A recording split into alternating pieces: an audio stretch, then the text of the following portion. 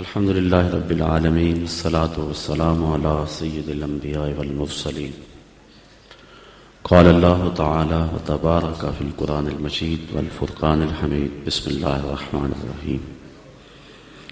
والعصر إن الإنسان لفي خسر إلا الذين آمنوا وعملوا الصالحات وتواصوا بالحق وتواصوا بالصبر.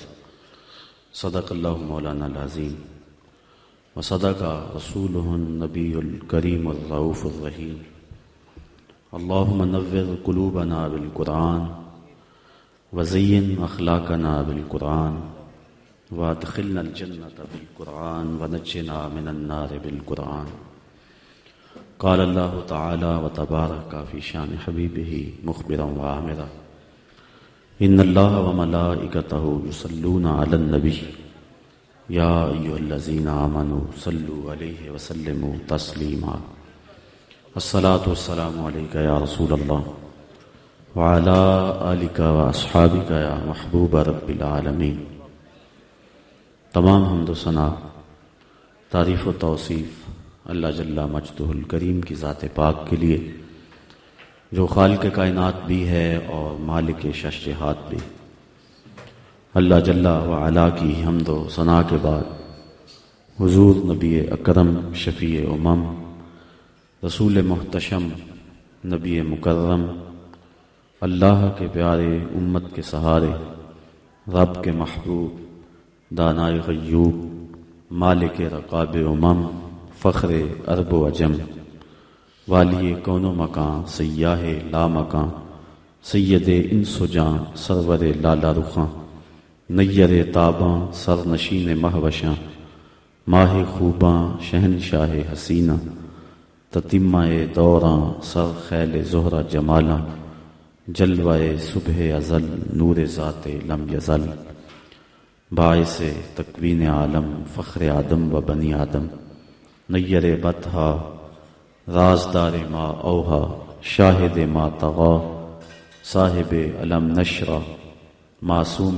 آمنہ احمد مجتبیٰ حضرت محمد مصطفیٰ صلی اللہ علیہ وسلم کے حضور ناز میں اپنی عقیدتوں ارادتوں اور محبتوں کا خراج پیش کرنے کے بعد عزت و وقار کی مسندوں پہ جلوہ گر معزز محترم مہمانان عالی قدر علماء کرام معزز سامعین خواتین و حضرات السلام علیکم ورحمۃ اللہ وبرکاتہ. چند لمحوں کے لیے آپ کے سامنے حاضر ہوں اور چند باتیں آپ کے گوش گزار کر کے اپنی گفتگو کو سمیٹ لوں گا. اللہ تعالیٰ میری زبان پہ کلمۃ الحق جاری فرمائے. قرآن مجید سے سورۃ العصر کی تلاوت کرنے کا شرف حاصل کیا. اسی کے ضمن و ذیل میں چند باتیں آپ کے گوش گزار کروں گا. بظاہر مختصر سی صورت ہے لیکن اپنے دامن میں وہ معنوی حسن رکھتی ہے کہ حضرت امام شافعی علیہ رحمہ فرماتے ہیں لو تدبر الناس علی ہذہ السورہ لواسعتہم، اگر لوگ قرآن مجید کی اسی ایک صورت پہ تدبر کر لیں تو یہ صورت ہی ان کے دین و دنیا کے لیے کافی ہو. امام طبرانی نے عبید بن حفص سے روایت کی ہے کہ مکی زندگی میں جب بھی دو صحابی آپس میں ملاقات کرتے تو جدا ہونے سے قبل سورۃ العصر کی تلاوت ضرور کیا کرتے تھے. اس سورت کا آغاز ایک قسم سے ہو رہا ہے اور قسم ہے عصر کی. والعصر قسم ہے عصر کی. امام رازی جیسے شخص نے عصر کے 4 معنی بیان فرمائے. عصر سے مراد مطلق زمانہ اے الدہر، قسم ہے زمانے کی، انسان خسارے میں ہے۔ دوسرا معنی، عصر سے مراد وقت عصر ہے، جب سورج ڈھل جائے اور ہر چیز کا سایہ اس کے اصلی سائے سے 2 گنا ہو جائے، تو اس وقت سے لے کر کے غروب تک وقت عصر ہوتا ہے۔ جس طرح اللہ تعالیٰ نے چاشت کے وقت کی قسم سورۃ الضحیٰ میں فرمائی، یہاں سورۃ العصر میں اللہ نے عصر کے وقت کی قسم فرمائی۔ تیسرا معنی، عصر سے مراد نماز عصر ہے۔ نماز عصر کی اہمیت کے پیش نظر نماز عصر کی قسم فرمائی گئی ہے۔ چوتھا معنی جس کو امام رازی نے بیان فرمایا، امام قرطبی بھی بیان فرماتے ہیں، اور میں اس پر ہی چند باتیں آپ کے گوش گزار کرنی ہے۔ عصر سے مراد وہ کہتے ہیں زمانہ خاص ہے، اور اس سے مراد زمانہ رسالت مآب صلی اللہ علیہ وآلہ وسلم ہے۔ فرمایا محبوب مجھے قسم تیرے زمانے کی، انسان خسارے میں ہے۔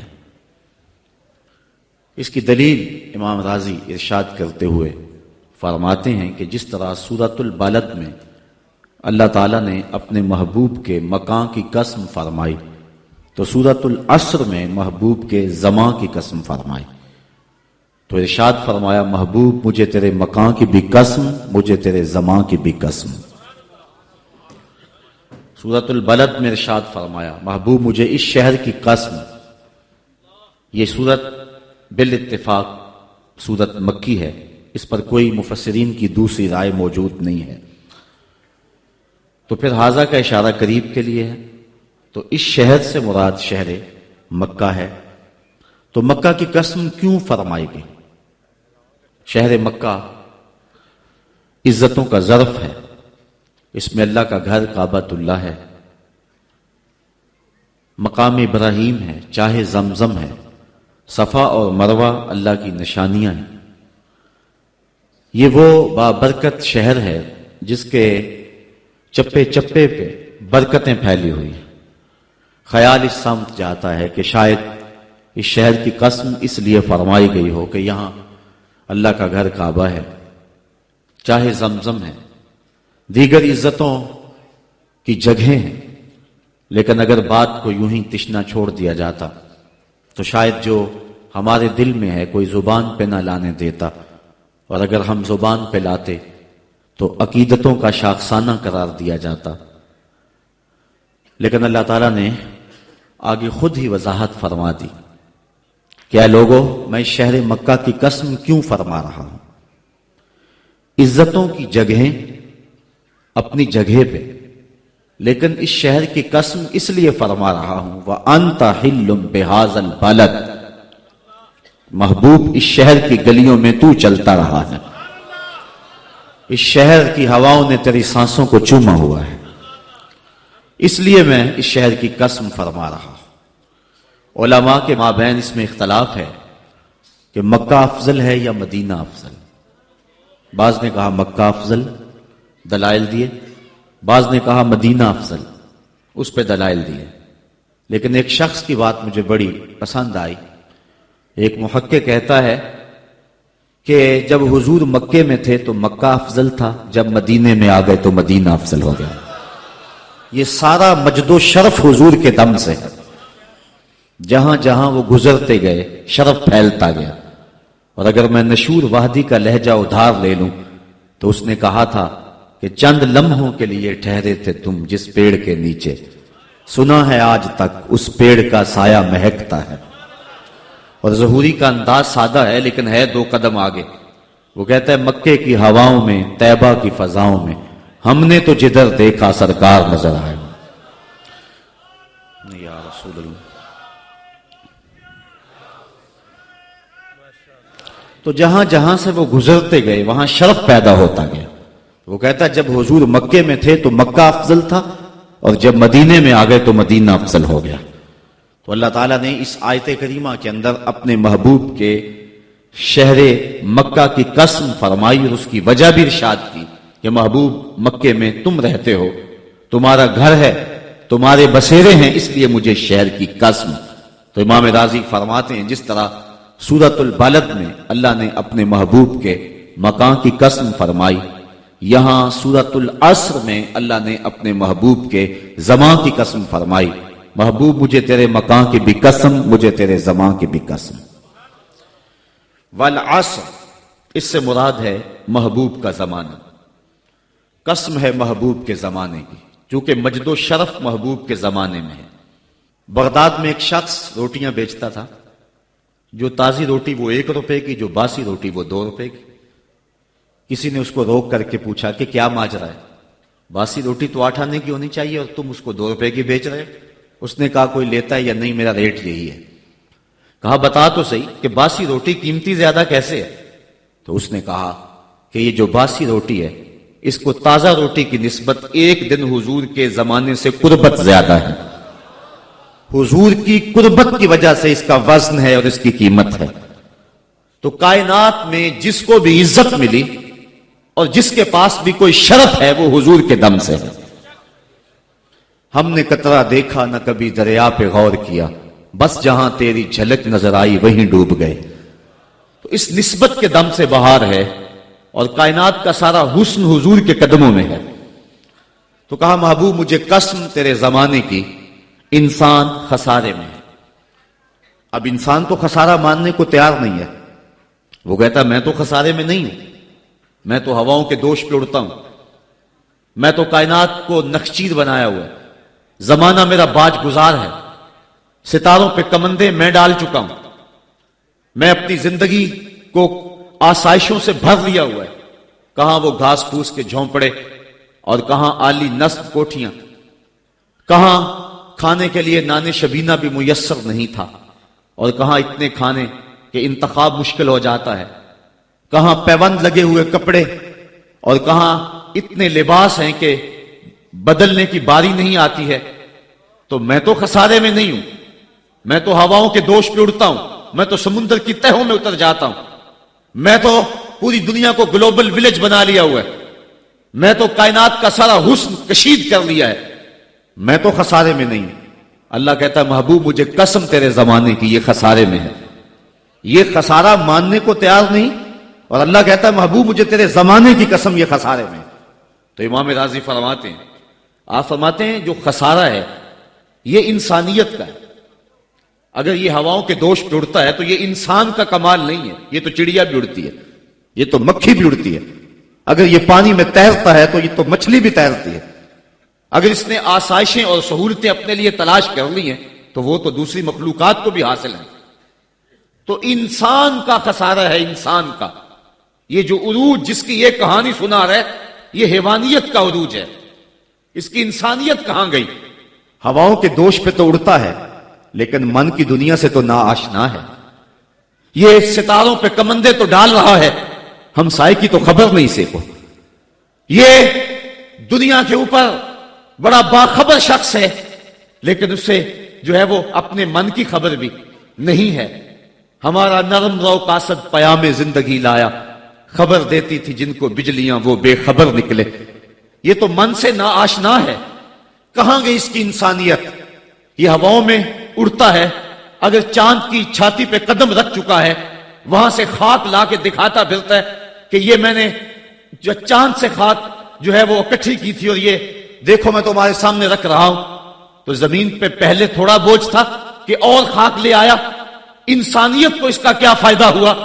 یہ انسانیت کا عروج نہیں ہے، انسان تو خسارے میں ہے، انسانیت تو ڈوب رہی ہے۔ گھر کی آگ بجھی تو کچھ سامان بچا تھا جلنے سے، سو وہ بھی ان کے ہاتھ لگا جو آگ بجھانے آئے تھے۔ اس کی انسانیت کہاں گئی؟ یہ بھائی ہو کے بھائی کا گلا نہیں کاٹ رہا، کہاں گئی اس کی انسانیت؟ کہا محبوب مجھے قسم ہے تیرے زمانے کی، یہ خسارے میں ہے۔ اور قسم محبوب کے زمانے کی اس لیے فرمائی کہ محبوب کے زمانے میں انسان عروج پہ تھا، انسان نقطہ کمال پہ تھا۔ اس دور کا انسان دیکھنا ہو تو ابو بکر و عمر کو دیکھو۔ تو کہا محبوب مجھے قسم تیرے زمانے کی، یہ انسان خسارے میں، اگرچہ یہ ہواؤں کے دوش پہ اڑتا ہے لیکن اس کی انسانیت لٹ چکی ہے۔ اور اگر اس نے انسان دیکھنا ہے تو محبوب آئے تیرے دور میں. یہ تو بھائی بھائی کا گلا کاٹ رہے, خون سفید ہو گیا. ایکسیڈنٹ میں جو بچ جاتے ہیں وہ مرنے والوں کی گھڑیاں اتارتے ہیں. اس کی تو حالت انسانی جو ہے وہ برباد ہو چکی ہے. لیکن حسن دیکھنا ہے انسانیت کا تو آئے تیرے دور میں. جب ایک شخص زخموں سے چور تڑپ رہا ہے اور کہتا ہے العطش, ہائے مجھے پیاس لگی ہے, ایک بندہ کہیں سے پانی کا پیالہ لیے اس کی پیاس بجھانے کے لیے آگے بڑھتا ہے اور اس کو پانی دیتا ہے اور وہ بھی ہونٹوں تک لے آتا ہے کہ دوسری طرف سے آواز آتی ہے العطش, تو یہ پیالہ اسی وقت پیچھے کر دیتا ہے اور کہتا ہے میرے بھائی کو شاید زیادہ پیاس لگی ہے, پہلے اسے دے دو, مجھے بعد میں دینا. اور یہ جب اس کے پاس جاتا ہے اور وہ پانی پینے لگتا ہے تو تیسری جگہ سے آواز آتی ہے, یہ اسے پانی دیتا ہے تو چوتھی جگہ سے آواز آتی ہے, حتیٰ کہ 7 اشخاص کے پاس پانی لے کے جاتا ہے اور ہر ایک آگے ترجیح دیتا ہے. اور جب وہ 7ویں شخص کے پاس پہنچتا ہے تو پہلے کے کرانے کی آواز بڑھ جاتی ہے. یہ کہتا ہے پیچھے بھاگ, پہلے اسے پانی دے. اور جب یہ پلٹ کے آتا ہے تو اس کی روح پرواز کر جاتی. پھر دوسرے کے پاس جاتا ہے تو اس کی روح پرواز کر جاتی ہے. پانی کا ایک پیالہ اور 7 آدمی زندگی اور موت کی کشمکش میں, نزا کا عالم, اور ایک دوسرے کو ترجیح دے رہے ہیں. کہا یہ تھا حسن انسانیت کا. محبوب جو تیرے زمانے میں تھا, مجھے قسم تیرے زمانے کی یہ انسان خسارے میں ہے. اگر خسارے سے بچنا ہے تو دامن محمد کا تھامنا ہو. الا الذین آمنوا کا بیان اس پہ گواہی دے رہا ہے. تو یہ انسان کا خسارہ ہے, انسانیت کا خسارہ ہے. شیخ زادہ نے بیضاوی کے حاشیے میں ایک اور خسارے کا پہلو بیان کیا ہے حضرت علی المرتضیٰ رضی اللہ تعالی عنہ سے. آپ فرماتے ہیں خسارہ یہ ہے, یہ انسان کی جو سانسیں ہیں, ہم لمحہ لمحہ سمجھتے ہیں کہ ہم بڑے ہو رہے ہیں لیکن ہم موت کے قریب ہو رہے ہیں. یہ سانسیں موت کی طرف بڑھنے والے قدم ہیں. تو یہ ہے انسان کا خسارہ جو اپنی سانسوں کے ذریعے کر رہا ہے. امام رازی لکھتے ہیں کہ ایک شخص پھٹے پہ رکھ کے برف بیچ رہا تھا اور ایک بزرگ کہتے ہیں کہ مجھے ان الانسان لفی خسر کا ترجمہ سمجھ میں نہیں آتا. جب اللہ کرم نوازی فرمانے لگے تو پھر ہدایت کے سامان اس کے لیے بنتے چلے جاتے ہیں, اور جب کسی کی بہتری کا اللہ ارادہ نہ کرے تو اسے قرآن سے بھی ہدایت نہیں ملتی ہے. تو وہ کہتے ہیں میں گیا بازار میں, سمرقند کا بازار تھا, وہاں ایک آدمی پھٹے پہ رکھ کے برف بیچ رہا تھا اور آواز کیا لگا رہا تھا, توجہ چاہوں گا, کہہ رہا تھا ارحموا من یذوب راس مالہ, اور میرے پہ رحم کرو, مجھ سے برف لے لو. اگر تم نے برف خریدنے میں دیر کر دی تو میں کمائی کیا کرنی ہے, جو میں نے پیسے لگائے ہیں وہ بھی میرے لٹ جائیں گے, میرا راس المال بھی برباد ہو جائے گا. کیونکہ برف ایسا سودا ہے کہ اگر گاہک وقت پہ نہ پہنچے تو نقصان ہو جاتا ہے. کوئی اور چیز ہے, آج نہیں بکی تو کل بیچ لیں گے, کل نہیں تو پرسوں بیچ لیں گے, لیکن برف کا اگر گاہک وقت پہ نہ آیا تو کمائی کیا کرنی ہے, راس المال بھی لٹ جائے گا. تو وہ جانے والوں کو کہہ رہا تھا ارحموا من یذوب راس مالہ, اور میرے پہ رحم کرو, مجھ سے برف لے لو. اگر تم نے دیر کر دی تو میرا اثاثہ بھی لٹ جائے گا, میرا راس المال بھی برباد ہو جائے گا. تو وہ بزرگ فرماتے ہیں جب اس نے یہ بات کہی تو مجھے ان الانسان لفی خسر کا ترجمہ سمجھ میں آ گیا. میں نے کہا کہ ہم بھی اپنے سانسوں کی برف کو پگھلا رہے ہیں, اور قطرہ قطرہ جس طرح برف پگھلتی ہے, سانس سانس کر کے زندگی پگھل رہی ہے. اگر جلدی جلدی ان سانسوں کے بدلے میں نیکیاں لے لیتے ہیں تو یہ زندگی بچ جائے گی, ورنہ یہ زندگی برف کی طرح پگھل رہی ہے. ان الانسان لفی خسر, انسان خسارے کا سودا کر رہا ہے, لمحہ لمحہ موت کے قریب ہو رہا ہے. یہ سمجھ رہا ہے میں بڑا ہو رہا ہوں لیکن یہ چھوٹا ہو رہا ہے. جب گنتی الٹی شروع ہو جائے تو کام جلدی زیرو پر آ جاتا ہے. کسی کی 60 سے, کسی کی 70 سے, کسی کی 100 سے گنتی الٹی شروع ہے, اور لمحہ لمحہ ہم موت کی طرف بڑھ رہے ہیں. یہ انسانیت کا خسارہ ہے. ایک مفسر ہوا تبا تبائی ہے, تو ویسے ڈاماڈول, لیکن بات بڑی پتے کی لکھ گیا. وہ کہتا ہے خسارے کا ایک اور پہلو بھی ہے, اور اس پہ میں آپ کی تھوڑی سی توجہ بھی چاہوں گا. وہ کہتا ہے خسارہ یہ ہے کہ اللہ نے ایک شے کو ایک حسن دیا ہے تو دوسرے حسن سے اسے محروم رکھا ہے, تو وہ شے کہتی ہے کہ میں خسارے میں. اس کی مثال وہ کہتا ہے یہ پھول ہیں, ان میں خوشبو ہے لیکن روشنی نہیں ہے, اندھیرے میں آپ ان سے چراغاں نہیں کر سکتے.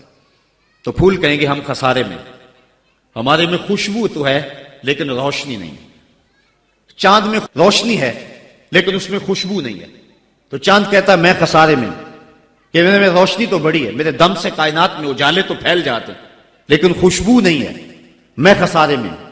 ایک بچہ کہتا ہے میرے میں بچپنے کی معصومیت تو ہے لیکن جوانی کا بانکپن نہیں ہے، لہذا میں خسارے میں ہوں۔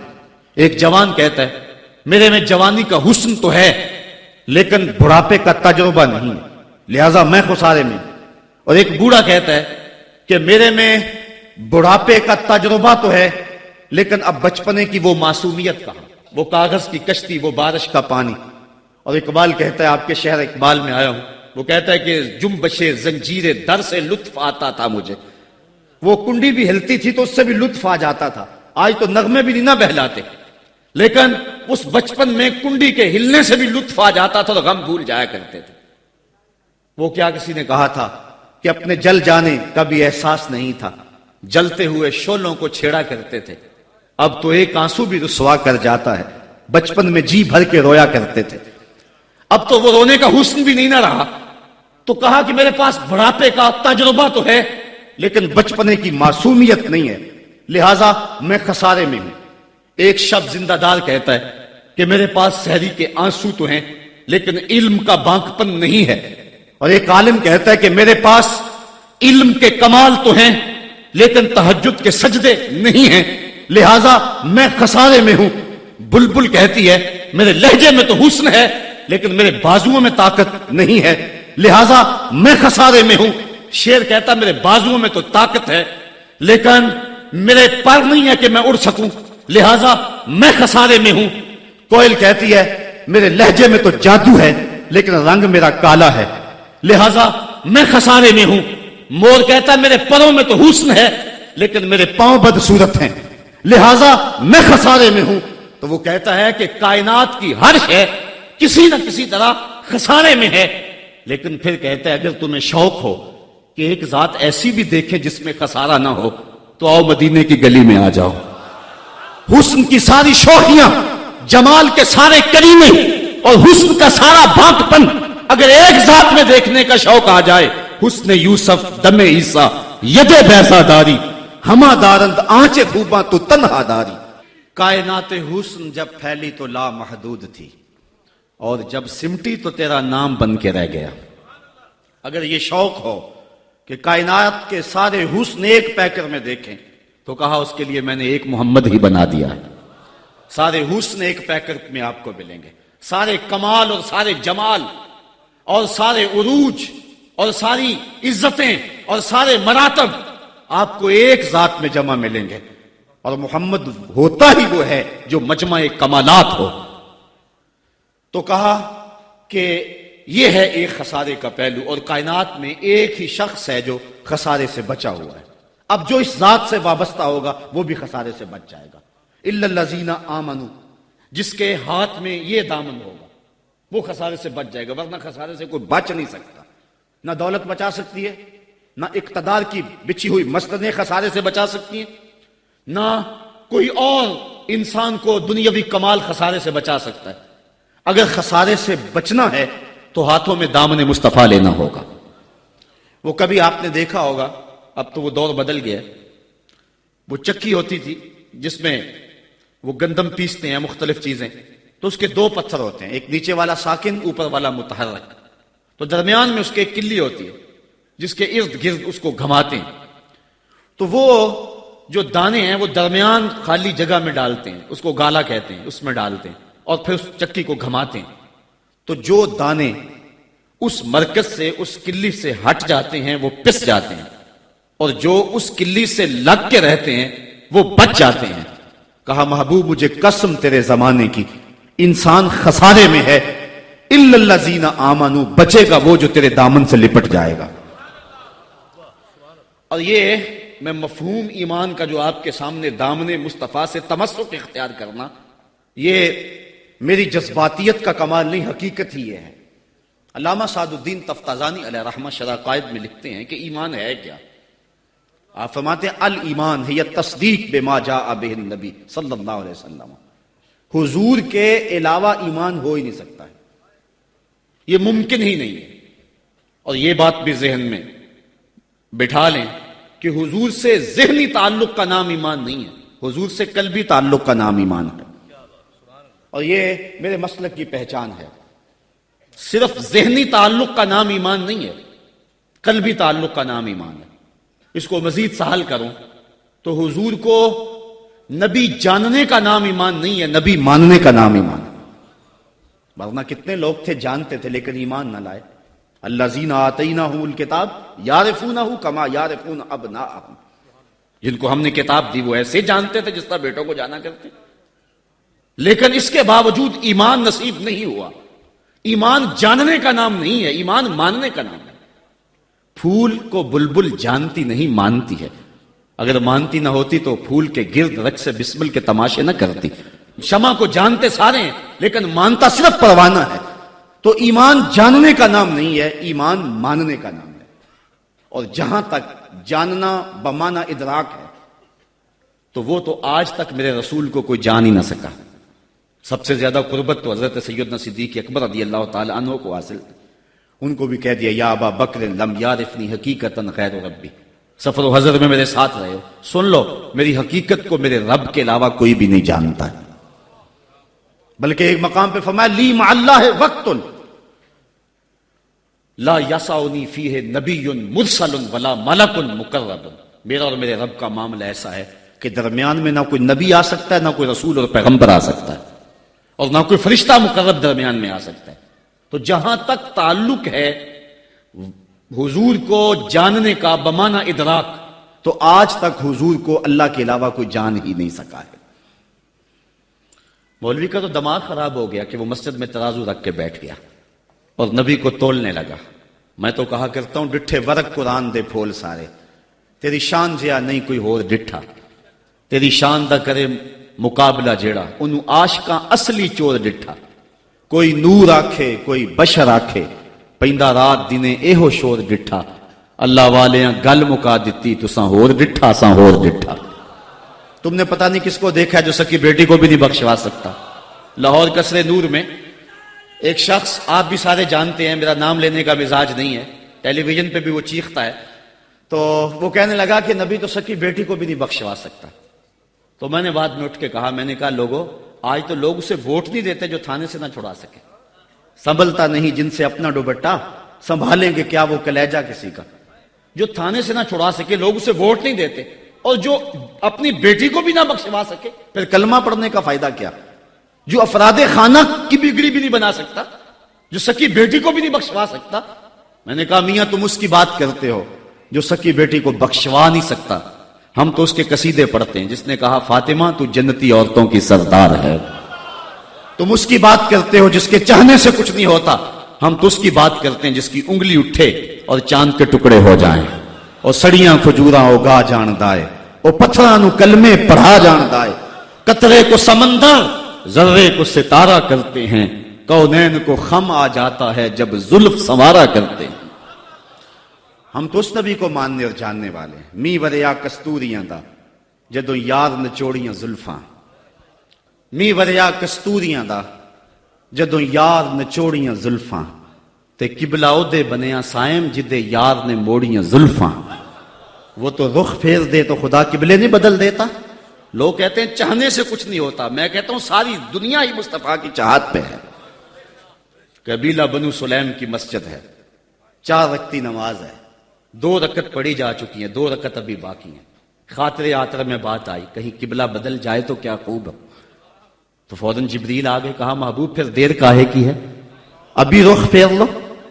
اب جن لوگوں نے مسجد قبلتین دیکھی ہے کہ پہلا قبلہ بالکل شمال میں اور موجودہ قبلہ بالکل جنوب میں، اور صحابہ تو ذہنی طور پہ اس کے لیے تیار ہی نہیں ہے، تو بتا دیا جاتا کہ اگلی نماز ہم ادھر پڑھیں گے. یہ نماز کا وقت بدلنا ہو نا تو 1 دن پہلے بتانا پڑتا ہے، کل سے نماز ظہر 2:15 بجے پڑھیں گے.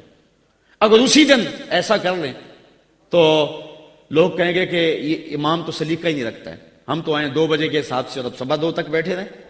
تو نماز کا وقت بدلنا ہو تو 1 دن پہلے بتانا ہوتا ہے، اور یہاں تو قبلہ بدلنا تھا، ایک نماز ہی پہلے بتا دیا جاتا. لیکن کہا محبوب ابھی رخ پھیر لو. یا اللہ تیری نماز تو پوری ہو لے. کہا میری نماز بعد میں پوری ہوگی، پہلے تیری مرضی پوری ہوگی، پہلے تیری مرضی پوری ہوگی. می وریا کستوریاں دا یہ تو یار نچوڑیاں زلفاں قبلہ عہدے بنیا سائم جدے یار نے موڑیاں زلفاں وہ تو رخ بدل دے خدا قبلے بدل دیتا. ہم اس نبی کی بات کرتے ہیں. تو بات کر رہا تھا کہ ایمان جاننے کا نام نہیں ہے، ایمان ماننے کا نام ہے. یہ تصدیق بما جاء بہ النبی صلی اللہ علیہ وآلہ وسلم. ایمان کے بعد اب یہ بات بھی ذہن نشین کریں کہ اس دنیا پہ سب سے بڑی دولت مجھے اور آپ کو جو عطا کی گئی ہے وہ دولت ایمان ہے. سب سے بڑی دولت. اگر ایمان نہیں سب کچھ مل گیا کچھ بھی نہیں ہے. اور اگر کوئی چیز پاس نہیں ہے لیکن ایمان کی دولت موجود ہے تو یہ سب سے بڑا حسن اور سب سے بڑی بہار. اقبال کہتا ہے کہ اقبال یہ کس کے عشق کا فیض عام ہے، رومی فنا ہوا حبشی کو دوام ہے. یہ وہ دولت تھی جس کے دم سے اجالے ہوئے.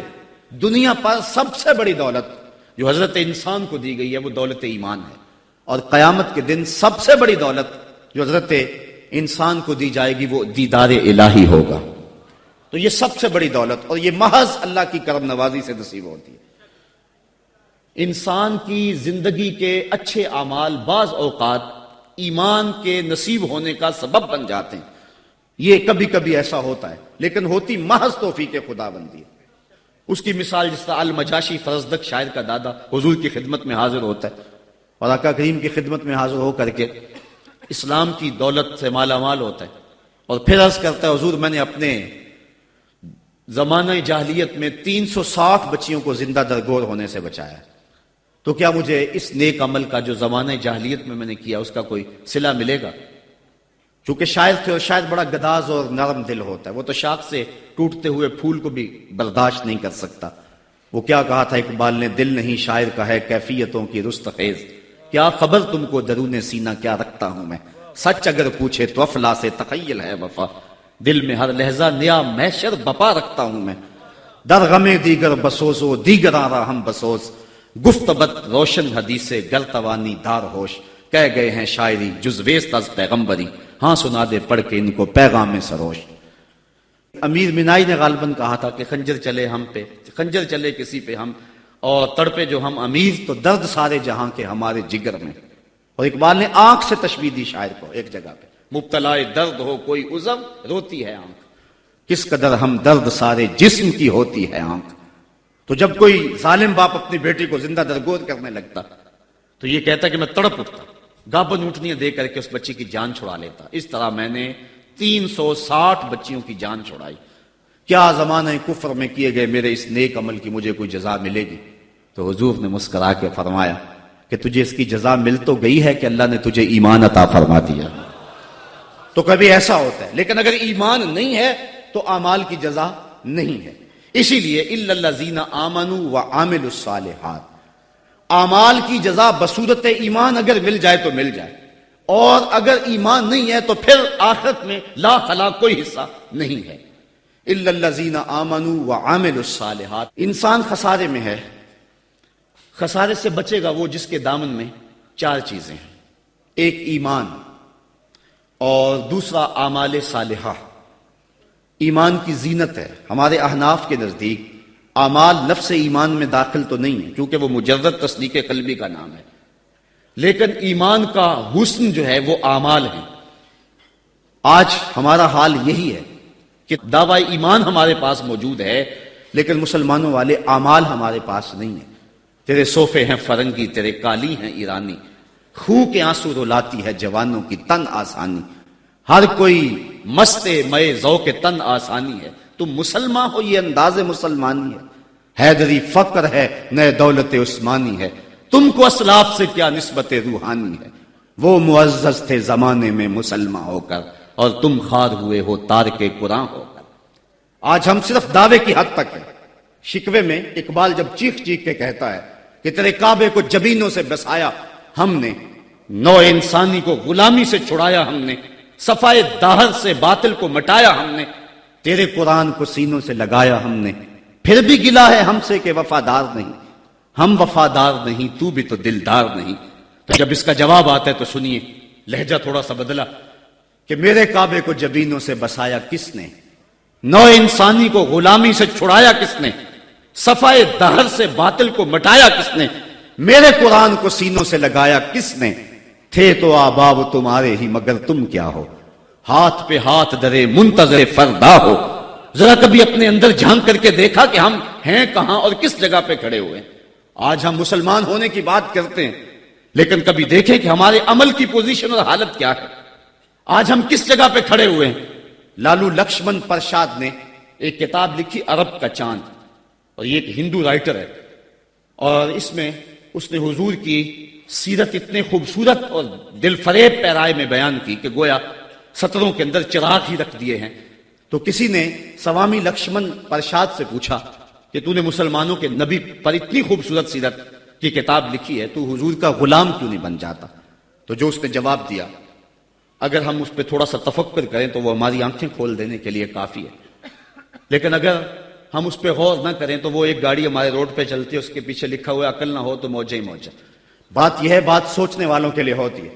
تو سوامی نے جواب دیا تھا کہ جب میں نے حضور کی سیرت لکھنے کے لیے امہات کتب سیر کو پڑھا تو یہ جذبہ میرے سینے میں بھی گڑائیاں لینے لگا کہ میں اس نبی کا غلام کیوں نہیں بن جاتا۔ لیکن جب میں مسلمانوں کے کردار کو دیکھتا ہوں تو میں کہتا ہوں میں ہندو ہی ٹھیک ہوں۔ ہمارا کردار لوگوں کے ایمان کے راستے میں رکاوٹ بنا ہوا، اور ایک زمانہ تھا کہ ہماری میتیں بھی ایمان دیا کرتی تھی۔ امام محمد کا جب جنازہ اٹھا تو پورا بصرہ امڑ آیا، یہودی عیسائی کہنے لگے مسلمانوں کا امام جا رہا ہے اور اس کا آخری دیدار ہے، چلو تم بھی آخری دیدار میں شامل ہو جاؤ اور جنازے میں شامل ہو جاؤ۔ لوگ ذوق و شوق کی فراوانی میں آگے بڑھ بڑھ کے جنازے کی چارپائی کو کندھا دے رہے تھے۔ تو اگر کسی عیسائی اور کسی یہودی کا جی چاہا کہ میں بھی مسلمانوں کے امام کے جنازے کی چارپائی کو کندھا دوں، تو ہمیں تاریخ بتاتی ہے پھر جس کا کندھا امام محمد کے جنازے کی چارپائی کو چھوا اس کے لبوں پہ کلمہ جاری ہو گیا۔ ہمارے بزرگوں کی تو لاشیں بھی کلمہ دیا کرتی تھی، اور آج ہماری زندہ لاشیں لوگوں کے ایمان کے راستے کے اندر رکاوٹ بنی ہوئی۔ ہم کبھی غور کریں، رو رہی ہے آج ایک ٹوٹی ہوئی مینا اسے، کل تلک گردش میں جس ساکی کے پیمانے رہے، خیر تو ساکی سہی لیکن پلائے گا کسے، اب نہ میں کش رہے باقی نہ میں خانے رہے۔ رو رہے ہیں آج وہ دشت جنو پرور جہاں، رقص میں لیلا رہی لیلا کے دیوانے رہے، وائے ناکامی متائے کارواں جاتا رہا، کارواں کے دل سے احساس زیاں جاتا رہا۔ جن انگاروں پہ اس وقت میں اور امت مسلمہ اور آپ کھڑے ہیں، کون اس سے بے خبر نہیں ہے؟ کابل میں کون لٹ رہا ہے؟ کندھار میں کس کی گردنیں کاٹی جا رہی ہیں؟ اور شبرغان کے اندر کس کے بالوں کو نوچ کر کے زخموں میں تیزاب چھڑکا جا رہا ہے؟ غزہ کی پٹی میں کس کے بچے ذبح کیے جا رہے ہیں؟ موصل میں ام احمد کس محمد بن قاسم کو پکار رہی ہے؟ کندھار میں، کابل میں، دشت لیلا میں، تورا بورا میں، کسورا میں اور دریائے آمو کے دونوں کناروں پر جو قیامت بپا ہے، کبھی ہم نے احساس کیا 1.40 کروڑ انسان اس وقت خانمہ برباد ہیں، 56 اسلامی ریاستیں آج بے بس نظر آتی ہیں، اور بے حسی کی ایسی چادر اوپر تنی ہوئی ہے کہ کسی کو احساس ہی نہیں ہو رہا، اور متاع کارواں بھی لٹا چلا جا رہا ہے۔ ہم تو صرف 313 تھے اور دنیا کو ناکو چنے چبوا کے رکھ دیے۔ تاریخ اس واقعہ کو کبھی نہیں بھول سکتی جب ابو جہل نے اپنا سفیر بھیجا اور اپنا جاسوس بھیجا عمیر کہ جا مسلمانوں کو دیکھ کر کے آ کتنے ہیں، تو واپس آ کے اس نے جو خبر دی وہ بڑی حوصلہ افزا تھی، اس کے لیے حوصلہ افزا تھی۔ اس نے صنادید قریش کو اکٹھا کر کے کہا کہ یہ عمیر کی رپورٹ سنو، یہ کہتا ہے صرف 3 اونٹ کھا سکیں گے، یعنی 300 سے اوپر نیچے، ان کے پاس اسلحے بھی پورے نہیں ہیں۔ تو میری مشاورت یہ ہے صبح لڑائی کی نوبت نہیں آئے گی، رسیاں اکٹھی کرو، صبح انہیں پکڑیں گے، اونٹوں کی پشتوں پہ جکڑیں گے اور جا کے حرم کعبہ کی دیواروں کے ساتھ باندھ دیں گے، جو بعد میں دور دور سے لوگ آیا کریں گے ان کو ان کا تماشا دکھایا کریں گے۔ یہ نئے لوگ تھے جنہوں نے ایک نئے دین کی داغ بیل ڈالی تھی۔ جب یہ ساری باتیں وہ کر چکا تو عمیر نے جو بات کہی تاریخ نے اس کو محفوظ کیا۔ عمیر کہنے لگا تم کہتے ہو رسیاں اکٹھی کرو، میں اس قوم کو دیکھ کے آیا ہوں، اگر میری بات مانتے ہو تو رات کی تاریکی میں بھاگ سکتے ہو تو بھاگ جاؤ، واللہ میں نے ایسے لوگ دیکھے ہیں۔ اس کے لفظ ہیں وَلَٰكِنْ رَأَيْتُ يَا مَعْشَرَ قُرَيْشَ الْبَلَايَا تَحْمِلُ الْمَنَايَا، اے قریش کے سرداروں اتنا بھی تکبر میں نہ ہو، میں ان آنکھوں سے دیکھ کر کے آیا ہوں کہ یثرب کی اونٹنیاں اپنی پشتوں پہ نری موتیں اٹھا کے لے آئی ہیں، اور وہ زخمی سانپوں کی طرح پیچو تاب کھا رہے ہیں، اور کل ان میں سے کوئی مرے گا نہیں جب تک تم میں سے ایک ایک کو لڑ نہیں جاتا۔ تو اگر تمہارے اتنے لوگ مارے جائیں تو افسوس ہے تمہارے جینے پہ۔ تم کہتے ہو رسیاں کٹھی کرو، میرا مشورہ ہے رات کی تاریکی میں بھاگ سکتے ہو تو بھاگ جاؤ۔ پھر اگلے دن عزیمت کی جو داستان مسلمانوں نے رقم کی، اس دن کو میرے رب نے بھی یوم فرقان کہہ کے پکارا۔ آج اگر ہم دیکھیں اپنے آپ کو، ہم کس جگہ پہ کھڑے ہیں؟ 1,40,00,000,000 انسان، اور یہ ہجوم اور 56 اسلامی ریاستیں، اور آج ہمارے اوپر جو حال ہے، آج ہے رسوا زمانے میں کلاه لالا رنگ، جو سراپا نازتے ہیں آج مجبور نیاز۔ آج ہم جس جگہ پہ کھڑے ہوئے کون نہیں جانتا ہے، ہر سمت دکھ ہی دکھ پھیلا ہوا ہے۔ ہمیں بڑی سنجیدگی سے سوچنے کی ضرورت ہے اور اپنے عمل کے محاسبے کی ضرورت ہے۔ یہ پچھلے دن گجرانوالہ میں بھی سڑکوں پہ لوگ نکل آئے تو میں بھی لوگوں میں شامل تھا، اور کون شخص ہے کہ جس کو امریکہ کے ساتھ ہمدردی ہوگی اور بش کے لیے دل میں کوئی نرم گوشہ ہوگا؟ وہ بدبخت شخص جس کی آستین کے ایک ایک تار سے مسلمانوں کا لہو ٹپکتا ہے۔ تو میں نے لوگوں کو جو جوش و غضب میں نعرے لگا رہے تھے، ایک بات میں نے کہی تھی، میں نے کہا تھا آج تم امریکہ سے ٹکرانے کی بات تو کر رہے ہو، لیکن کبھی اپنے آپ کو جھانک کر کے دیکھا تمہاری مسجدوں کی لیٹرینوں کے جو لوٹے ہیں وہ بھی تو زنجیروں سے بندھے ہوئے ہیں۔ یہ تمہاری اخلاقی گراوٹ کی کہانی ہے۔ اگر باہر کوئی واٹر کولر نصب کر دیتا ہے تو اس کے اوپر جو گلاس رکھتا ہے وہ بھی زنجیروں سے باندھ کر کے رکھنے پڑتے ہیں۔ یہ ہے ہماری حالت، اور ٹکر لیتے ہم امریکہ سے۔ ہم کبھی اپنے پاؤں کو بھی تو دیکھیں، اپنی صورت کو بھی تو دیکھیں، اپنے کردار کو بھی تو دیکھیں کہ ہم کس جگہ پہ کھڑے ہوئے ہیں۔ ایک اچھا مسلمان تو بننے کی بڑی دور کی بات ہے، ہم ابھی تک تو ایک قوم نہیں بن سکے ہیں۔ ہم نے غور کرنا ہے، الا الذین آمنوا وعملوا الصالحات۔ اسلام ہم سے عمل مانگتا ہے، صرف زبانی دعووں سے کچھ نہیں ہوگا۔ عمل سے ہم نے اس دعوے پہ دلیل فراہم کرنی ہے۔ وَتَوَاصَوْا بِالْحَقِّ وَتَوَاصَوْا بِالصَّبْرِ، حق اور صبر کی وصیت۔ بات لمبی ہو رہی ہے اس لیے میں اپنی بات کو مختصر کرتا ہوں۔ یہ وصیت کا جو تکرار ہے اس میں بھی مفسرین فرماتے ایک حسن ہے تاکہ مومن کبھی بھی وصیت کے عمل کو کبھی نہ چھوڑے۔ امام قرطبی نے حق پر جو ہیں وہ 3 قول بیان فرمائے ہیں۔ ایک قول یہ ہے کہ حق سے مراد قرآن ہے، اور میں اس پہ 2 باتیں آپ کے پیش کر کے اجازت چاہوں گا۔ اس دور میں بلکہ ہر دور میں قرآن کے دامن کو تھامنا ہی جو ہے وہ نجات کی ضمانت ہے۔ امام ترمذی نے حضرت علی المرتضیٰ سے حدیث جو ہے وہ تخریج کی ہے کہ حضور قرب قیامت کے تذکروں سے لوگوں کو آگاہ کر رہے تھے۔ تو عرض کی حضور پھر اس دور میں بچنے کی صورت کیا؟ تو بے ساختہ فرمایا اللہ کی کتاب قرآن مجید، جو اس کتاب سے جڑ جائے گا بچ جائے گا، اور جو اس کتاب سے پہلو تہی کرتا رہا اللہ اسے گمراہ کر دے گا۔ یہ وہ پاکیزہ کتاب ہے جو روشنیوں کا منبع ہے۔ قرآن مجید کے 5 حق ہیں، اس پہ الگ بحث کی جا سکتی ہے، لیکن میں ایک بات آپ کے سامنے رکھنا چاہتا ہوں بڑے درد دل کے ساتھ کہ کیا ہم نے قرآن مجید کے حقوق کو پہچانا؟ آج ہم قرآن مجید کے ساتھ جو اس کتاب ہدایت کا تقاضا تھا کیا ہم نے پورا کیا؟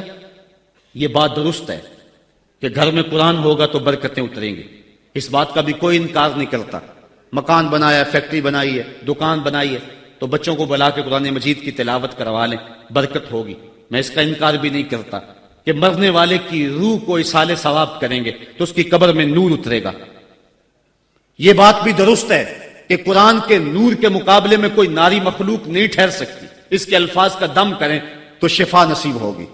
لیکن مجھے بتاؤ کیا قرآن مجید کے نزول کا مقصد یہ تھا؟ آپ کے شہر اقبال میں ہو، آؤ اقبال سے پوچھ لیتے ہیں، بڑی خوبصورت بات کر گیا۔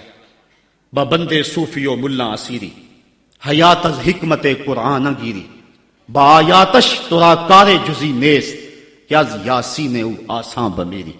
وہ کہتا ہے تو جاہل صوفی اور کاہل ملا کے ایسے پھندے میں پھنسا کہ تو نے قرآن سے زندگی تلاش نہیں کی۔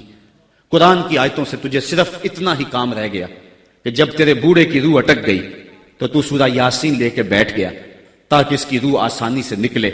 اقبال کہتے اس میں کوئی شک نہیں ہے کہ اس کی روح آسانی سے نکل جائے گی، لیکن مجھے تو افسوس تیرے پہ یہ ہے کہ تو نے قرآن سے بھی مرنا ہی سیکھا۔ جس قرآن سے تو نے مرنا سیکھا کاش اس قرآن سے تو نے جینا بھی سیکھ لیا ہوتا۔ اس کا ایک ایک حرف زندگی بخش ہے، اس کا ایک ایک لفظ نور بانٹتا ہے۔ حیات آفری ہے اس کی آیتیں، اور یہ کتاب برکت ہی نہیں، کتاب ہدایت بھی ہے، یہ کتاب رحمت، لوگوں کو زندگیاں دیتی ہے، حیات بخش ہے یہ کتاب، اس سے وابستگی اختیار کرنے والا زندگی کا حسن پا جاتا ہے۔ لیکن تو نے اس قرآن سے بھی مرنا ہی سیکھا، اور تو نے اس کو بس اسی مقصد کے لیے قرآن کو پڑھا۔ کاش اس قرآن سے تو نے جینا بھی سیکھ لیا ہوتا اور زندگی کا حسن اس سے کشید کر لیا ہوتا۔ وَتَوَاصَوْا بِالْحَقِّ، حق سے مراد جو ہے وہ قرآن ہے۔ وَتَوَاصَوْا بِالصَّبْرِ، اور صبر سے مراد ایک تو دکھوں پہ صبر ہے، شدائد پہ صبر ہے، اور امام قرطبی اور امام رازی اور دیگر ائمہ تفسیر لکھتے ہیں اس سے مراد عبادت پر تسلسل یہ بھی مراد ہے، صبر سے مراد استقامت علی الدین بھی مراد ہے، اور صبر سے مراد جو ہے وہ مشکل حالات میں دین کے دامن کو تھامے رکھنا یہ بھی مراد ہے۔ آج میری اور آپ کی حالت یہ ہے کہ آج ایک فیشن کے طور پہ یہ بات کہی جاتی ہے جی دین پہ چلنا بڑا مشکل ہے۔ میں پوچھتا ہوں دین پہ آج چلنا مشکل ہے یا جب بلال حبشی چلے تھے تو اس وقت چلنا مشکل تھا؟ آج تو ہم مسجد میں آئے تو قالین بچھے ہوئے تھے، گرم پانی دستیاب تھا، ہیٹر چل رہے تھے، اور ہم کہتے دین پہ چلنا بڑا مشکل ہے۔ ذرا ان سے پوچھو جن کی چمڑی بھی ادھیڑ کے رکھ دی گئی، جن کے جسموں کو لوہے کی ٹنگیوں سے چھید دیا گیا، لیکن انہوں نے نہیں کہا تھا کہ دین پہ چلنا مشکل ہے۔ حضرت بلال حبشی کو جو ہے وہ سنگریزوں پہ کھینچا جاتا ہے اور وہ کنکر ان کے جسم میں کھپ جاتے ہیں اور کھینچ کر کے پھر نکالا جاتا ہے، کبھی تپتے ہوئے کوئلوں پہ ان کو رکھا جاتا ہے، امیہ بن خلف چنگاڑتا ہے بلال رک جاؤ چمڑا ادھیڑ دیں گے، لیکن بلال مسکرا کے کہتا ہے تو تر شروع ہو کے گالی ہزار دے، یہ وہ نشہ ہی نہیں جسے ترشی اتار دے۔ اور بدنامی سے بڑھتا ہے محبت کا جنون، نشہ اتنا ہی تیز ہوتا ہے جتنی ہوا لگتی ہے، تو جو کرنا ہے کر۔ بلکہ بلال حبشی کو تپتی ہوئی ریت پہ لٹایا اور سینے پہ رکھا پتھر، اور بلال مسکرا رہے، اور کوئی شخص پاس سے گزرا، کہا بلال مسکرا رہے ہو اور یہ تمہارے اوپر اتنا ظلم اور جبر کر رہے ہیں؟ تو بلال حبشی نے جو جواب دیا، کہا تم بازار میں جاتے ہو نا مٹی کا برتن خریدنے، تو اس کو بھی ٹھونک بجا کے دیکھتے ہو کہ اس کی آواز تو ٹھیک ہے کہیں کچا تو نہیں ہے، کہا تم تو برتن بھی خریدتے ہو تو ٹھونک بجا کے دیکھتے ہو، میرا رب بلال کی خریداری کر رہا ہے، وہ ٹھونک بجا کے دیکھ رہا ہے کہ کہیں بلال کچا تو نہیں ہے۔ میں کہتا ہوں مالک خرید لے بلال کو، خرید لے بلال کو، یہ کچا نہیں ہے، تیری راہ میں جان بھی مارنی پڑی تو قربان کر دے گا۔ آج شور ہم نے ڈالا ہوا ہے، بڑا مشکل ہے دین کے اوپر چلنا۔ ذرا اس کی کہانی بھی پڑھو، ذرا اس کی زندگی بھی دیکھو کہ جس کی دونوں ٹانگوں کو دونوں اونٹوں کے ساتھ باندھ دیا گیا اور کہا پھر جا اپنے نظریے سے، ورنہ ابھی جب اونٹوں کو ہانکیں گے تیرا جسم چر جائے گا اور دو حصوں میں تقسیم ہو جائے گا۔ اس نے کہا کر لو جو کرنا ہے، اور جب اونٹوں کو ہانکا لگایا گیا، ہمیں تاریخ بتاتی ہے کہ جب اس کا جسم چرنے لگا اور سرخ سرخ قطرے گرنے لگے تو ہماری عقل تو یہی کہتی ہے کہ اس نے چیخوں سے آسمان کو سر پہ اٹھا لیا ہوگا، لیکن ہمیں تاریخ نے بتایا جب تک زباں بولتی رہی اس کے لبوں پہ یہی تھا، فزت برب الکعبہ، فزت برب الکعبہ، کعبے کے رب کی قسم میں زندگی کی بازی جیت گیا ہوں۔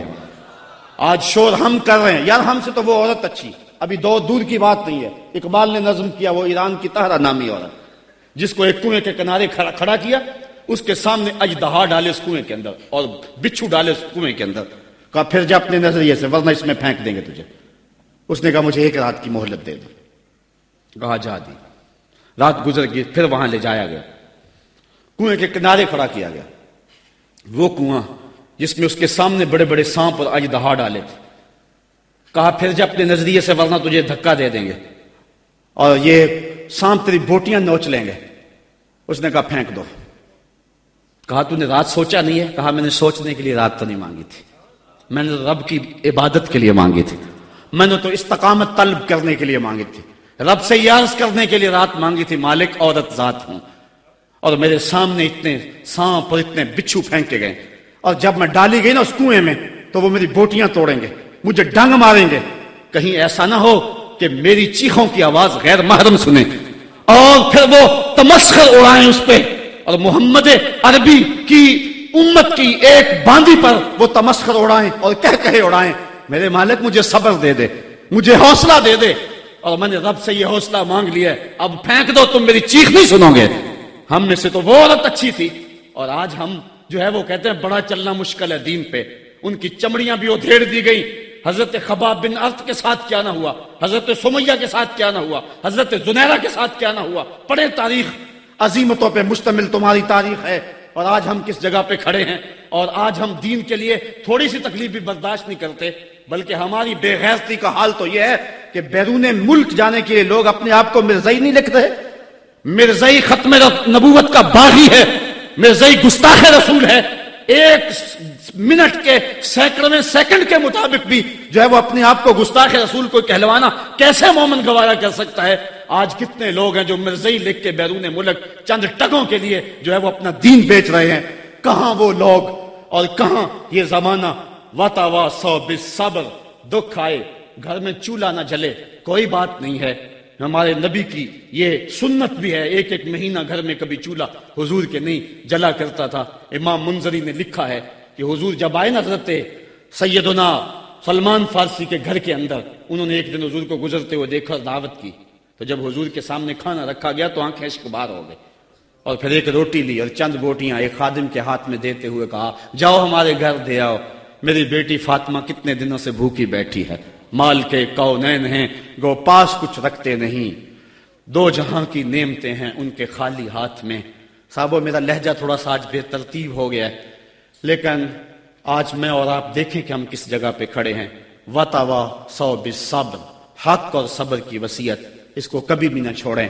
حضرت عمر فاروق رضی اللہ تعالیٰ عنہ کی جب سانس ٹوٹ رہی تھی، ایک انصاری آپ کا حال پوچھنے آیا اور اس کی شلوار ٹخنوں سے نیچے لٹک رہی تھی. اس نے کہا حضرت آپ کا کیا حال ہے؟ کہا اللہ کا شکر ہے میرا حال تو ٹھیک ہے، جوان تیرا حال ٹھیک نہیں ہے. اس نے کہا حضرت کیا ہوا؟ کہا یہ شلوار اوپر کر لے، یہ تہبند اوپر کر لے، ایک تو تیرے کپڑے ناپاک ہونے سے بچ جائیں گے، دوسرا تیرا رب بھی راضی ہو جائے گا. اور اس کے بعد آپ کی سانس ٹوٹ گئی اور دائی اجل کو لبیک کہہ گئے. تو وصیت کے عمل کو آج ہم نے چھوڑ دیا ہوا ہے، اور آج ہماری جو حالت ہے اور جس جگہ پہ ہم کھڑے ہیں اسی کشتی کو ہے خوف تلاطم صد حیف، منہ موڑ دیے تھے جس نے بڑھتے ہوئے طوفانوں کے. ہم توڑتے تھے تو زمانہ ہمیں راستہ دیتا تھا، دنیا ہماری باج گزار تھی اور ہم کائنات کے حکمراں تھے. لیکن آج وہ لمحے، وہ اندلس کی کہانیاں اور وہ سسلی اور سکلیا کے اندر جو کچھ ہماری جو ہے وہ عظیمتوں کی کہانیاں تھی، آج کہاں ہیں؟ آج کابل میں، کندھار میں، قلعہ جنگی میں، دشت لیلہ میں، تورا بورا میں، تکریت میں، موصل میں، بغداد میں، القدس میں، کشمیر میں، دریائے آمو کے دونوں کناروں پر اور ڈل جھیل کے اندر تیرتی ہوئی لاشیں آج کیا کہانی بتا رہی ہیں، اور ہم کس جگہ پہ کھڑے ہیں. صاحبو ہمیں پوری طرح سے یکسوئی سے آگے بڑھنے کی ضرورت ہے، اور سورۃ العصر ہمیں جس سمت بلا رہی ہے یہ اس عصر اور اس زمانے کا تقاضا ہے. اللہ تعالیٰ میرے بے ترتیب جملوں کو اپنی بارگاہ میں قبول فرمائے. اور وہ رب ایسا فرماتا ہے اشہد بلال عند اللہ اشہد، بلال کی اشہد بھی اللہ کے ہاں اشہد ہے. تو اللہ تعالیٰ میری اشہد کو قبول کر لے اور میرے لفظوں کا درد دلوں میں اتار دے، اور اللہ امت کو کھویا ہوا مقام عطا فرما دے. کار ما آخر شدو آخر زما کار نشد، مشتے خاکے ما غبارے کوچائے یارے نشد. ورنہ جی تو نہیں چاہتا تھا کہ بات کو چھوڑوں، جی چاندہ اس رات نو میں محشر دی فجر تک روک لواں، جے وس چلے میرا تے سونے نو حشر تک روک لواں. نہ نظر کرم دی چات مکے، نہ یہ بات مکے، نہ یہ رات مکے، مگر دل کے ارمان پورے ہوئے تھے ابھی، یہ غضب ہو گیا کہ سحر ہو گئی. ان کی زلفیں جدھر بھی بکھرتی گئیں، گیت گاتی ہوئی شب ادھر ہو گئی. ان کی آنکھوں میں ایسا نشہ تھا فراز، جس نے دیکھا وہی لڑکھڑاتا گیا. اس سمت ہی بہاروں کے رخ پھر گئے، جس طرف کے نشیلی نظر ہو گئی. چاند گہنا گیا، مہر شرما گیا، حسن ہر ایک شے کا سوا ہو گیا. ان کے آنے کا یارو مزہ آ گیا، پوری دنیا ہی شیر و شکر ہو گئی. کن کی کنجی ہے جس کی زباں وہ نبی، جس کی قرآن ہے داستاں وہ نبی. ان کی نظروں کی وسعت کی کیا بات ہے، جب بنی ہم پہ ان کو خبر ہو گئی. تم سے فریاد ہے اے گنبد خضرا والے، کعبے والوں کو ستاتے ہیں کلیسا والے. وآخر دعوانا ان الحمد. حضرت علامہ فاضل نوجوان ثاقب رضا مصطفائی افکار و خیالات کا اظہار فرما رہے تھے. بقول ان کے بے ترتیب الفاظ انہوں نے قلوب و اذہان میں جو تلاطم بپا کیا ہے میری دعا ہے کہ اللہ رب العزت اس کا اثر تادیر قائم رکھے۔ جھنجھوڑ دینے والے افکار خوبصورت دل فریب نہیں دل نشیں انداز کے ساتھ انہوں نے پیش کیا کہ چہرہ گردش ماحول نکھر جائے گا، ایٹمی دور کا انسان سدھر جائے گا، اے نئے دور تجھے امن کی حاجت ہے اگر، اے نئے دور تجھے امن کی حاجت ہے اگر، تھام لے دامن سرکار سنور جائے گا، اے نئے دور تجھے امن کی حاجت ہے اگر، تھام لے دامن سرکار سنور جائے گا۔ کہ یہ آرزو نہیں کہ قائم یہ سر رہے، یہ آرزو نہیں کہ قائم یہ سر رہے، میری دعا تو ہے کہ تیرا سنگ در رہے، میری دعا تو ہے کہ تیرا سنگ در رہے، اور اے ساقی تیری خیر تیرے میں کدے کی خیر، اے ساقی تیری خیر تیرے میں کدے کی خیر، ایسی پلا کہ جس کا نشہ عمر بھر رہے، ایسی پلا کہ جس کا نشہ عمر بھر رہے۔ اور شعر قابل توجہ ہے، سب احباب بالخصوص صاحبان تصوف کی خصوصی توجہ چاہوں گا کہ فرقت کی سختیاں مجھے منظور ہیں مگر، فرقت کی سختیاں مجھے منظور ہیں مگر، اتنا ضرور ہو کہ تجھے بھی خبر رہے، اتنا ضرور ہو کہ تجھے بھی خبر رہے۔ اور اے جانے جاں تو ہی تو ہے مقصود کائنات، اے جانے جاں تو ہی تو ہے مقصود کائنات، میرا نشان رہے نہ رہے تو مگر رہے، میرا نشان رہے نہ رہے تو مگر رہے، یہ آرزو نہیں کہ قائم یہ سر رہے، میری دعا تو ہے کہ تیرا سنگ در رہے، میری دعا تو ہے کہ تیرا سنگ در رہے۔